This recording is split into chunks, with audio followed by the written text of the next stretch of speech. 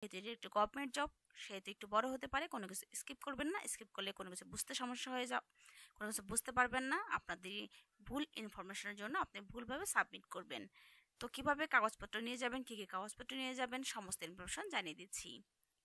এখানে বাংলাদেশ পুলিশ নিয়োগ বিজ্ঞপ্তিটি প্রকাশ করেছে স্বরাষ্ট্র মন্ত্রণালয় ও পুলিশ হেডকোয়ার্টার্সের স্মারকের ভিত্তিতে কমান্ড্যান্ট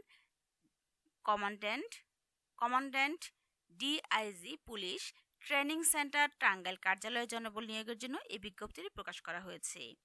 গত 1 আগস্ট থেকেই আবেদন নেওয়া শুরু হয়েছে। আবেদন করা যাবে আগামী 15 সেপ্টেম্বর পর্যন্ত। আমি বলবো সময় আছে বলে ওয়েট করবেন না, সমস্ত কাগজপত্র নিয়ে অবশ্যই আপনি এই সার্কুলারটির জন্য অ্যাপ্লাই করে ফেলবেন। আগ্রহী প্রার্থীরা ডাকযোগে আবেদনপত্র পৌঁছাতে হবে। এখানে প্রতিষ্ঠানের নাম বাংলাদেশ পুলিশ, পদের সংখ্যা থাকছে 2টি, জনবল নিয়োগ নিচ্ছেন 3টি। এখানে পদের নাম কম্পিউটার অপারেটর, পদের সংখ্যা 2টি, স্যালারি থাকছে 11,000 থেকে 26,590 টাকা। তাছাড়া শিক্ষাগত যোগ্যতা থাকছে বিজ্ঞান বিভাগে স্নাতক বা সম্মান বা সমমানের ডিগ্রি থাকলে আবেদন করতে পারছেন। তাছাড়া অন্যান্য যোগ্যতার মধ্যে রয়েছে কম্পিউটারের মুদ্রাক্ষরে প্রতি মিনিটে বাংলায় 25 শব্দ এবং ইংরেজিতে 30 শব্দের গতি এবং সংশ্লিষ্ট বিষয়ে স্ট্যান্ডার্ড অ্যাপটিটিউড টেস্টে উত্তীর্ণ হতে হবে। পদের নাম থাকছে অফিস সহকারী কাম কম্পিউটার মুদ্রাক্ষরিত, পদের সংখ্যা থাকছে 1টি, স্যালারি থাকছে 9,300 থেকে 22,490 টাকা। এখানে শিক্ষাগত যোগ্যতার মধ্যে থাকছে এইচএসসি বা সমান পরীক্ষায় উত্তীর্ণ হতে হবে। অন্যান্য যোগ্যতার মধ্যে রয়েছে কম্পিউটার ব্যবহারের দক্ষ এবং কম্পিউটারের মুদ্রাক্ষরে প্রতি মিনিটে বাংলায় 20 ও ইংরেজিতে 20 শব্দের গতি সম্পন্ন হতে হবে। তাছাড়া এখানে বলা হয়েছে বয়সসীমা থাকতে হবে 18 থেকে 30 বছর, তবে বীর মুক্তিযোদ্ধা, শহীদ বীর মুক্তিযোদ্ধা, বীরাঙ্গনা সন্তানদের ক্ষেত্রে বয়সসীমা 32 বছর পর্যন্ত শিথিলযোগ্য। এখানে আবেদন ফি হয়তো কোটাটা একটু চেঞ্জ হতে পারে, যেহেতু তারা রিসেন্টলি এই জব সার্কুলারটা প্রোভাইড করেছে, তখন হয়তো কোটাটা এখনো ঠিক হয়নি, তাই কারেকশনের জন্য আমি ভুল ত্রুটি ক্ষমা চাচ্ছি আপনাদের কাছে। এখানে আবেদন ফি প্রার্থীকে কমান্ডার এখানে বয়সসীমার কথা উল্লেখ করা হয়েছে 18 থেকে 30 বছর, তবে বীর মুক্তিযোদ্ধা, শহীদ বীর মুক্তিযোদ্ধা, বীরাঙ্গনা সন্তানদের ক্ষেত্রে বয়সসীমা 32 বছর পর্যন্ত শিথিলযোগ্য। এখানে কোটা এখনো কারেকশন করা হয়নি, মেবি আমি জানি না এখানে কি কারেকশন হবে, তো আমি আপনাদের ভুল ত্রুটির জন্য আপনাদের কাছে ক্ষমা চেয়ে নিচ্ছি। এখানে আবেদন ফি প্রার্থীকে commander DIG police training centre টাঙ্গাইলের অনুকূলে পরীক্ষা ফি বাবদ অর্থনৈতিক কোড নাম্বার এত টাকা, এই নাম্বারতে 200 টাকা অনলাইনে জমা দিয়ে সোনালী ব্যাংক ট্রেজারি চালানের মূল কপি আবেদনপত্রের সঙ্গে সংযুক্ত করতে হবে। আবেদনপত্র পাঠানোর ঠিকানা commander DIG police training centre Tangail. আবেদন করবেন যেভাবে আমি আপনাদের সমস্ত প্রসিডিউর দেখিয়ে দিচ্ছি। আবেদনের শেষ সময় থাকছে 15 সেপ্টেম্বর 2024।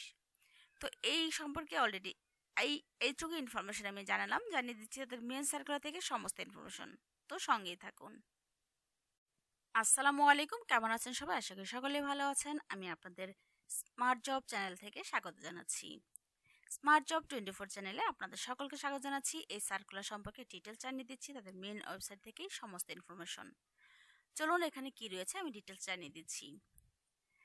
আমি আপনাদের সমস্ত ইনফরমেশন জানানোর পরে এখানে আমি জানিয়ে দিচ্ছি তাদের এখন মেন সার্কুলার থেকে এখানে গণপ্রজাতন্ত্রী বাংলাদেশ সরকার বাংলাদেশ পুলিশ কমান্ডার এর কার্যালয় পুলিশ ট্রেনিং সেন্টার টাঙ্গাইল, তাদের ওয়েবসাইট হচ্ছে www.ptctangail.police.gov.bd। এখানে তাদের সার্কুলারটি প্রোভাইড করেছে 1 আগস্ট। নিয়োগ বিজ্ঞপ্তি যা বলা হয়েছে স্বরাষ্ট্র মন্ত্রণালয় থেকে তারিখ 12/6/2024 খ্রিস্টাব্দ এবং পুলিশ হেডকোয়ার্টার্স নাম্বার এত তারিখ 23/6/2024 খ্রিস্টাব্দ মোতাবেক শূন্য পদ পূরণের নিমিত্তে commander DIG police training centre Tangail কার্যালয়ের নিম্নবর্ণিত পদসমূহ পরিচালিত নিয়োগ বিধি মোতাবেক অস্থায়ী ভিত্তিতে লোক নিয়োগের জন্য বাংলাদেশের স্থায়ী পুরুষ মহিলা বাসিন্দাদের নিকট হতে নিম্নলিখিত শর্তে জনপ্রশাসন মন্ত্রণালয় কর্তৃক প্রণীত চাকরির আবেদনের নির্ধারিত ফরমে দরখাস্ত আহ্বান করা যাচ্ছে। এখানে পদের নাম কম্পিউটার অপারেটর, তাছাড়া আরেকটি রয়েছে অফিস সহকারী কাম কম্পিউটার মুদ্রাক্ষরিত। শূন্য পদের সংখ্যা থাকছে 2টি।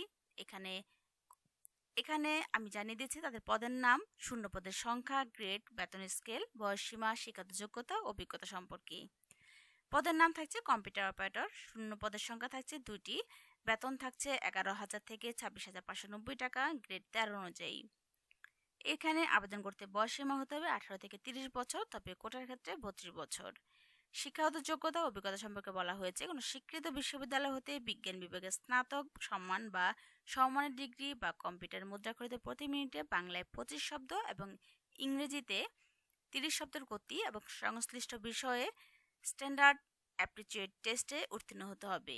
তাছাড়া অফিস সহকারী কাম কম্পিউটার মুদ্রাক্ষরিত পজিশনের জন্য লোক নিয়োগ নিচ্ছেন একটি। স্যালারি থাকছে 9,300 থেকে 22,490 টাকা। এখানে বয়সসীমা হতে হবে 18 হতে 30 বছর, কোটার ক্ষেত্রে 32 বছর। শিক্ষাগত যোগ্যতার মধ্যে রয়েছে উচ্চ মাধ্যমিক সমমানের পরীক্ষায় উত্তীর্ণ, কম্পিউটার ব্যবহারে দক্ষ এবং কম্পিউটার মুদ্রাক্ষরে প্রতি মিনিট বাংলায় 20 ও ইংরেজিতে 20 শব্দের গতি সম্পন্ন হতে হবে। এখানে শর্তাবলীর মধ্যে যা থাকছে, শর্তাবলীর মধ্যে থাকছে আবেদনকারী কর্তৃক নির্দিষ্ট চাকরির আবেদন ফর্ম স্বহস্তে পূরণ এবং স্বাক্ষর করে আবেদন করতে হবে। তাছাড়া নির্দিষ্ট ফর্মে আবেদন ব্যতীত সাদা কাগজে লিখিত আবেদন সরাসরি বাতিল বলে গণ্য হবে। এখানে নির্দিষ্ট চাকরির আবেদন ফর্মটি বাংলাদেশ পুলিশ এবং এর website www.police.gov.bd police training centre টাঙ্গাইলের ওয়েবসাইটে রয়েছে। তাছাড়া আমি দেখিয়ে দিব আপনাদেরকে, এখানে www.ptctangail.police.gov.bd এর এবং নোটিশ বোর্ডে পাওয়া যাবে। নির্দিষ্ট আবেদন ফর্মের নির্দেশনা অনুযায়ী প্রয়োজনীয় তথ্য প্রদান করতে হবে। আবেদনপত্র commander DIG police training centre Tangail বরাবরে 15/9/2024 ইংরেজি খ্রিস্ট তারিখের মধ্যে অবশ্যই ডাকযোগে পৌঁছাতে হবে। হাতে হাতে কোনো আবেদন গ্রহণ করা হবে না। খামের উপরে মোটা অক্ষরে অবশ্যই পদের নাম উল্লেখ করতে হবে। আমি আবারও বলে দিচ্ছি, আপনি সমস্ত ইনফরমেশন যখন কালেক্ট করবেন তখন আপনি খামের উপরে আপনি যে পজিশনের জন্য অ্যাপ্লাই করবেন সেই পজিশনের নামটি উল্লেখ করে দিতে হবে। নিয়োগের ক্ষেত্রে সরকার কর্তৃক প্রচলিত বিধিবিধান প্রতিপালিত হবে। প্রার্থীকে অবশ্যই বাংলাদেশের নাগরিক এবং স্থায়ী বাসিন্দা হতে হবে। তাছাড়া আবেদনপত্রের সাথে নিম্নোক্ত কাগজপত্র সংযুক্ত করতে হবে। অর্থাৎ এতক্ষণ আমি আপনাদের যে কাগজপত্রগুলোর কথা বলা হয়েছে সেই কাগজপত্রগুলোর কথা উল্লেখ করছি। অবশ্যই মনোযোগ সহকারে শুনবেন, কারণ কোনো কাগজপত্র মিসিং হয়ে গেলে আপনি কাগজপত্র দেওয়ার পরে কোনো কাগজপত্র যদি মিসিং হয়ে যায় সেক্ষেত্রে আপনি আবেদন করতে পারছেন না, অর্থাৎ আপনি সেখানে এই জবটি করার জন্য ক্যাপাবল না। তো চলুন এখন জানিয়ে দিচ্ছি কী কী কাগজপত্র আপনাকে সঙ্গে নিতে হবে। এখানে বলা হয়েছে পৌরসভার মেয়র, ইউনিয়ন পরিষদ চেয়ারম্যান, সিটি কর্পোরেশনের কাউন্সিলর কর্তৃক প্রদত্ত নাগরিকত্বের সনদপত্রের মূল সত্যায়িত কপি। তাছাড়া থাকছে প্রথম শ্রেণীর গ্র্যাজুয়েটেড কর্মকর্তা কর্তৃক সকল শিক্ষাগত যোগ্যতার মূল সনদপত্রের সত্যায়িত ফটোকপি। তাছাড়া থাকছে প্রথম শ্রেণীর গ্র্যাজুয়েটেড কর্মকর্তা কর্তৃক সত্যায়িত সদ্য তোলা রঙিন 4 কপি পাসপোর্ট সাইজের ছবি। কম্পিউটার শিক্ষা সনদের সত্যায়িত কপি অবশ্যই দরখাস্তের সহিত সংযুক্ত করতে হবে। তাছাড়া প্রথম শ্রেণীর গ্র্যাজুয়েট কর্মকর্তা কর্তৃক প্রদত্ত চারিত্রিক সনদপত্র এবং জাতীয় পরিচয়পত্রের সত্যায়িত কপি থাকতে হবে। প্রার্থীকে commander DIG police training centre Tangail অনুকূলে ক্রমিক নং 1 হতে 2 পর্যন্ত পরীক্ষার ফি বাবদ অর্থনৈতিক কোড নম্বর এততে 200 টাকা অনলাইনে জমা প্রদান করতে সোনালী ব্যাংক ট্রেজারি চালানের মূল কপি আবেদনপত্রের সাথে সংযুক্ত করতে হবে। তাছাড়া প্রার্থীর বয়সসীমা 5/9/2024 খ্রিস্টাব্দ তারিখে 18 হতে অনূর্ধ্ব 30 বছরের মধ্যে হতে হবে। তবে মুক্তিযোদ্ধা, শহীদ মুক্তিযোদ্ধা, বীরাঙ্গনা সন্তানদের ক্ষেত্রে বয়সসীমা 18 হতে অনূর্ধ্ব 32 বছর পর্যন্ত শিথিলযোগ্য। এখানে বয়সের ক্ষেত্রে কোনো অ্যাফিডেভিট গ্রহণযোগ্য নয়। তাছাড়া মুক্তিযোদ্ধা, শহীদ মুক্তিযোদ্ধা, বীরাঙ্গনা সন্তানদের ক্ষেত্রে প্রার্থীর পিতামাতার অনুকূলে প্রার্থীকে আবেদনপত্রের সহিত মুক্তিযুদ্ধ বিষয়ক মন্ত্রণালয়ের মাননীয় মন্ত্রী উপদেষ্টা কর্তৃক স্বাক্ষরিত ও বাংলাদেশের মুক্তিযোদ্ধা সংসদের উপদেষ্টা মাননীয় প্রধানমন্ত্রী প্রধান উপদেষ্টা কর্তৃক স্বাক্ষরিত মূল সনদপত্রের সত্যায়িত অনুলিপি অথবা মুক্তিযুদ্ধ বিষয়ক মন্ত্রণালয়ের সচিব কর্তৃক স্বাক্ষরিত এবং মাননীয় প্রধানমন্ত্রী প্রধান উপদেষ্টা কর্তৃক স্বাক্ষরিত সনদপত্রের সত্যায়িত অনুলিপি আবেদনপত্রের সাথে সংযুক্ত করতে হবে। এরূপ সনদপত্র ব্যতীত অন্য কোনো সনদপত্র মুক্তিযুদ্ধের সনদপত্র হিসেবে গ্রহণযোগ্য হবে না। তাছাড়া আবেদনকারীকে লিখিত, বাস্তব ও মৌখিক পরীক্ষায় অবশ্যই অংশগ্রহণ করতে হবে। অসম্পূর্ণ, ত্রুটিপূর্ণ, বিলম্বে প্রাপ্ত আবেদন বাতিল বলে গণ্য হবে। আমি আবারও বলে দিচ্ছি, অসম্পূর্ণ, ত্রুটিপূর্ণ ও বিলম্বে প্রাপ্য আবেদন বাতিল বলে গণ্য হবে। সত্যায়নের ক্ষেত্রে অবশ্যই সত্যায়নকারী কর্মকর্তার সুস্পষ্ট নাম, পদবি ও সিলমোহরযুক্ত হতে হবে। ক্রমিক নং ১ হতে ২ এর প্রার্থীদেরকে ঢাকা বিভাগীয় কমিশনার সিলেকশন বোর্ড কর্তৃক চূড়ান্তভাবে মনোনীত করা হবে। কোটা সংক্রান্ত সরকারি নীতিমালা অনুযায়ী কোটা সংরক্ষণ করা হবে এবং সরকার কোটা বিষয়ে যেরূপ সিদ্ধান্ত গ্রহণ করবেন নিয়োগ প্রক্রিয়া সেভাবে সম্পন্ন হবে। নির্ভুল ঠিকানার প্রবেশপত্র ইস্যুর স্বার্থে আবেদনপত্রের সহিত প্রার্থীর নাম ও ঠিকানা উল্লেখপূর্বক ১০ টাকা মূল্যায়নের অব্যবহৃত ডাক টিকিট ১০.৫ ইঞ্চি থেকে ৪.৫ ইঞ্চি বিশিষ্ট একটি ফেরত খাম সংযুক্ত করতে হবে। এখানে নির্বাচনী পরীক্ষায় অংশগ্রহণের ক্ষেত্রে কোনো প্রকার টিএডিএ দেওয়া হবে না। চাকরিরত প্রার্থীদের যথাযথ কর্তৃপক্ষের মাধ্যমে নির্বাচিত সময়ের মধ্যে আবেদনপত্র পৌঁছতে হবে। এক্ষেত্রে আবেদনপত্রের কোনো অগ্রিম কপি গ্রহণযোগ্য হবে না। কোনো তথ্য গোপন করে বা ভুল তথ্য প্রদান করে চাকরিতে নিয়োগপ্রাপ্ত হলে সংশ্লিষ্ট প্রার্থীর নিয়োগ আদেশ বাতিল বলে করে তার বিরুদ্ধে কঠোর আইনানুগ ব্যবস্থা গ্রহণ করা হবে। নিয়োগের ক্ষেত্রে নিয়োগকারী কর্তৃপক্ষের সিদ্ধান্তই চূড়ান্ত সিদ্ধান্ত হিসেবে গণ্য হবে।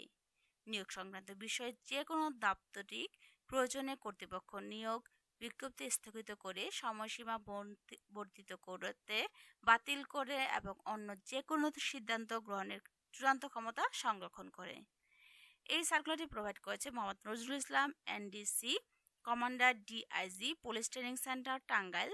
তার মোবাইল নাম্বার এটা দেওয়া হয়েছে। তাছাড়া ইমেল রয়েছে cmdptctgl@police.gov.bd।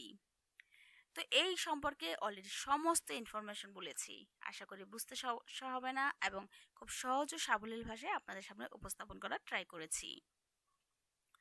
তারপরে বলবো কোনো কিছু বুঝতে সমস্যা হলে অবশ্যই আমাকে কমেন্ট করবেন, অ্যান্সার করব। তাছাড়া আমি বলবো আপনি একটি ভালো কম্পিউটার দোকান যাবেন, সেখান থেকে কি তারা ইনফরমেশন নিতে বলেছে আমি বলেছিলাম আপনাদের কাছে। তো এই কাগজপত্রগুলো অবশ্যই সংগ্রহ করে নিয়ে যাবেন এবং তারা ফেরতযোগ্য খামের কথা উল্লেখ করেছেন। তারা আপনাকে একটি খাম ফেরত রিটার্ন করবেন, সেই খাম সেটাও আপনাকে সংযুক্ত করে দিতে হবে।